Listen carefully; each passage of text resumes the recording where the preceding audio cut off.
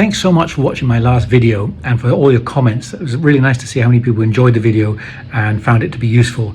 And from that video, I got quite a lot of questions about when to use what size of MOW tip. So let's answer it right here. When you look at MOW tips, there's actually a family of them. There's 4 of these things. I can't even get them in the screen. There's so many of the things, but there's 4 families of MOW tips. And really, the MOW tips are based on the grains per foot. I talked about grains per foot in the last video, so hopefully you've got a bit of a reference for the importance of grains per foot. The lightest one we do at RIO is T8. Every foot weighs 8 grains. The next family up is a medium size, and that medium size every foot weighs 11 grains.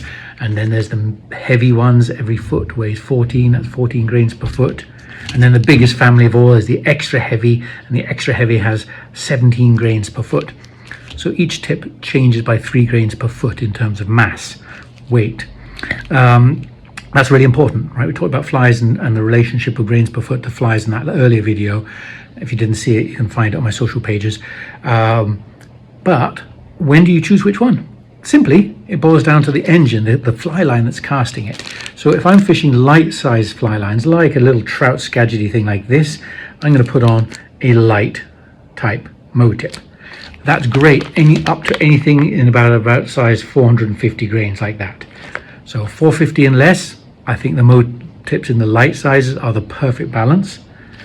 From a bigger size like this, the 550 grains, I like the mediums. So the mediums work really well on 550 to 450. From 650 to 550, I think that's where the heavies are absolutely perfect balance for that. The grain weights perfectly match as a really easy casting combination. And then that 650 all the way up to the heaviest one we make, which is the 750, that's where I like the extra heavies. So that is where the tips completely and perfectly balance the head. But it's forgetting something. It's forgetting one of the most important things, and that is what choice of fly do you put on? Look at these flies. Some of them are light, some of them are heavy, some of them are big, and some of them are small. And if you remember in that earlier video, I dug out this tractor trailer and I threw it on some scales and it weighed 34 grains. So if I chose a tip to cast 34 grains and I chose this, the light one, at 8 grains per foot, 8 grains, trying to cast 34 grains, not the perfect combination. It becomes harder because this doesn't have the guts to throw that. So, although the fly line, the Skagit head size is really your critical key for choice of tip, I would absolutely add heavier tips because my flies get heavier, right? So I will sometimes go up 1 tip size or even 2 tip sizes just because the fly has got more weight and it needs a bigger tip to cast it.